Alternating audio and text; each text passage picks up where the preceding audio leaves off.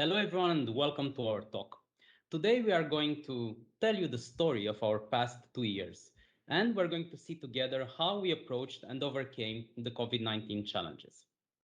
I am joined today by two of my colleagues, Mihai Popa, which is the head of Global Consumer Lending Platform, Mihai Roman, which is the engineering chapter lead within cybersecurity and fraud, and I'm George, the IT ops chapter lead within the same area, cybersecurity and fraud.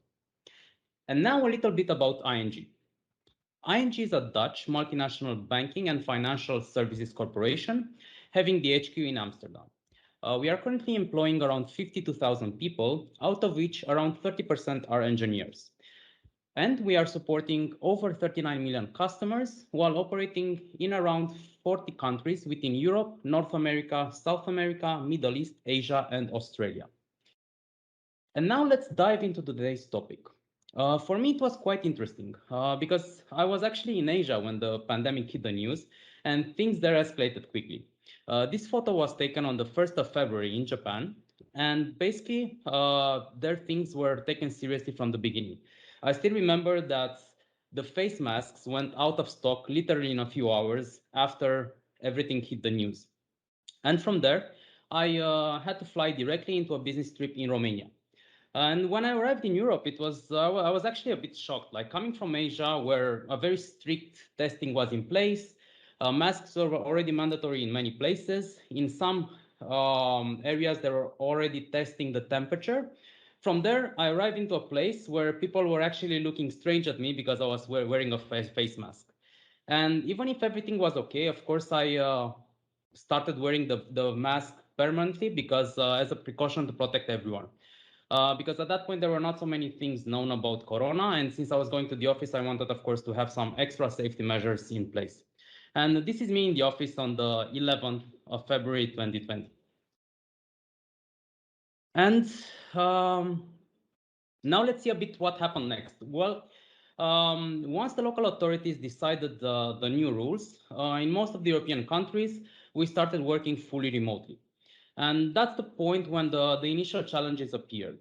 It started with some generic IT challenges that probably many corporations faced, like, of course, assuring a VPN connection to support all the employees, the internet at home, because in some buildings they were sharing a connection, and since everyone was at home, then they started having bandwidth issues. Different equipment problems with the laptops, headphones, and how you were shipping them since they couldn't come to the office. And all these were also together with our adapted way of working. We call this actually the home way of working because we suddenly had more meetings, more calls, more emails. We had to adapt the time we spent on chatting in order to also do our daily tasks. And since you couldn't just go directly and talk with your colleagues anymore, you had, of course, to message, email, try to have a call or a video call, and so on. In our case, we were somehow lucky because most of our engineers were already working 1 2 days from home. And they were somehow used and they had already a place from where they were working and so on. But now it was a bit different because they were all of a sudden with their whole family at home. And in some cases, they had also young children and they were kind of easily distracted and they didn't have, in some cases, the right environment actually to focus on their daily tasks and so on.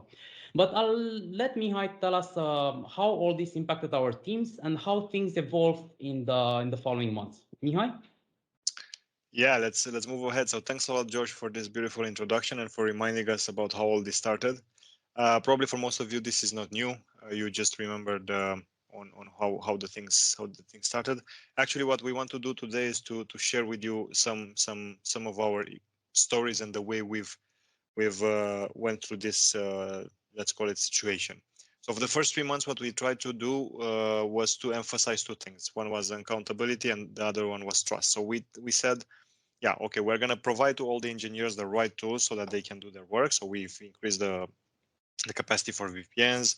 We told to everyone to stay at home, but then we also started to tell them, look, this company is you are part of this company, which means that you are accountable and responsible for the work that you're going to have to do.